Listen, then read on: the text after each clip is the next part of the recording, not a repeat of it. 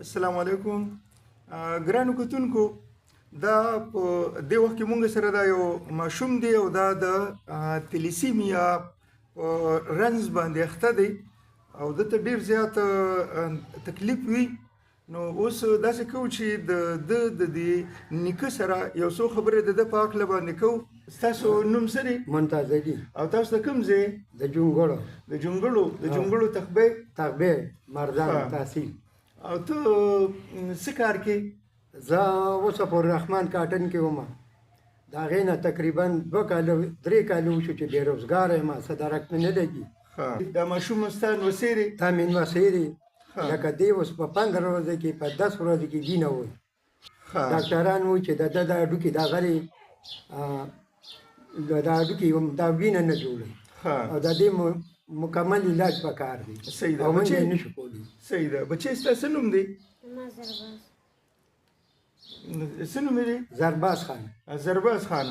او دا څونه موده وشوه چې دې ته دا تکلیف دی؟ دا د پیدایش نه دا غرې د پیدایش نه دی. اوس د ده عمر په دې وخت کې څه دی؟ تقریبا څه د ده عمر 12 کاله خو عمر دی. ها 12 کاله. او دا وګوره ورته دا چې کوم دی نو دونه وړوکی ماشوم دی چې بیخي اډو وده نه ده کړې. نه نو 12 کالو دی او په دې وجه تر اوسه پورې سکول ته نه دی تللی، لکه سکول ته نشي تللی، سبق نشي ویلی، په دې وجه باندې چې کمزورې دی. او ګرانو کتونکو، تاسو دې وینئ د ماشوم، تاسو دې وخت کې وینئ چې د ده دا رنګ څنګه دی، د ده د حالت څنګه دی.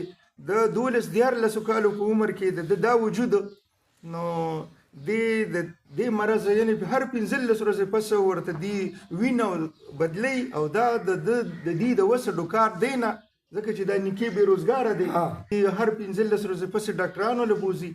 نو اوس ته څه ویل غواړې؟ لکه اوس کوم کسان داسې چې هغه د داسې مریضانو علاج کول غواړي او هغه خبره ستا د وسه نه ده، نو بس چې موږ سره د دې امداد یې وکړه، دا ماشوم علاج یې راله وکړه، نو بس دا به موږ سره بیا د ده غټه نیکي او موږ یې نشو کولی. ښه. ګرانو کتونکو، د خپل موبایل نمبر به تاسو ته منتظلي وښایي. نو که هر هغه څوک چې هغه د سره د دې ماشوم په هکله باندې مرسته کول غواړي، ځکه چې دا د دې د وس خبره نه ده، نو هغه کسان د دې سره مرسته وکړي. خپل موبایل نمبر به اوس دې تاسو ته وښایي. بچی ته چې ګرځې نو تا ته څه تکلیف وي؟ او کتونکو، تاسو چې د ممتازلي خبرې واورېدې او د دې عمده ماشوم دی، دته د وینې د کمي تکلیف دی. نو هر هغه تنه کوم چې د الله په لار کې خرچ کول غواړي او د داسې کسانو د داسې ګلونو ماشومانو علاج کول غواړي، نو د دې سره د دې مرسته وکړئ او د دې نمبر تاسو ته وښوده. نو هم په دغه نمبر تاسو د دې سره رابطه کولی شئ او چې دا ماشوم د سکول د تلو قابل شي. دا ماشوم چې کوم دی نو په خپله په دې دنیا باندې د خپل حق ژوند تېرولو جوګه شي او د دې ماشوم زندگی بچ شي.